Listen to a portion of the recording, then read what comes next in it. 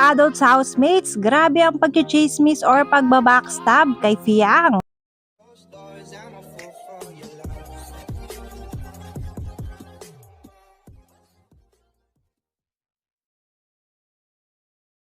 Grabe mga ka-DJ, tila lumalabas ang tunay na ugali ng mga adults. Alam niyo ba mga ka-DJ?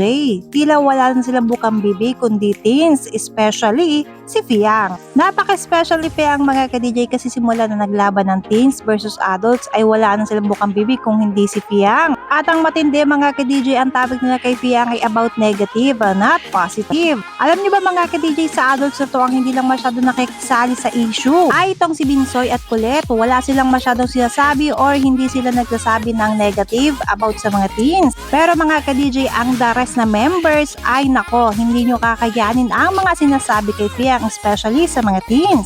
Sige na, huwag ka mag-imabeto mo, Diyos. Play safe ka. Ano, paano na naalala mo yung mga ganyan? Di ba close kami ni Pyong? Close sila ni Pyong eh. Tapos lahat ng ano nila, kinikwento sa ni Pyong. Pero sinabi din sa akin ko din. May malangis yung nilid ni Pyong. Dire-diretso. Ako medyo kaya ko pa yung sa'yo pero sa kanya. Hindi ko na Ay, talaga hindi ko din kaya yung Hindi ko na talaga maintindihan kung saan saan ba siya lumaki. Yun kasi, wala ka namang ginawang masama pero ginajudge ka na nila in the wrong way. Siguro.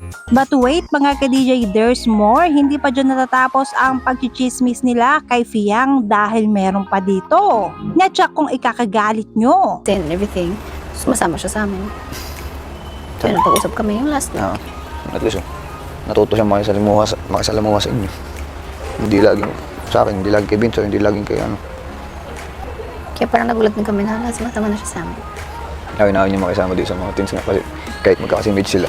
Pero iba na yung vibe ni Pyang kapag mas older na. Iba trip niya. Pero kahit tama naman. Huwag ka mag-imabeto po, Diyos. Play safe ka. Alam mo kung kanino nang galing yan?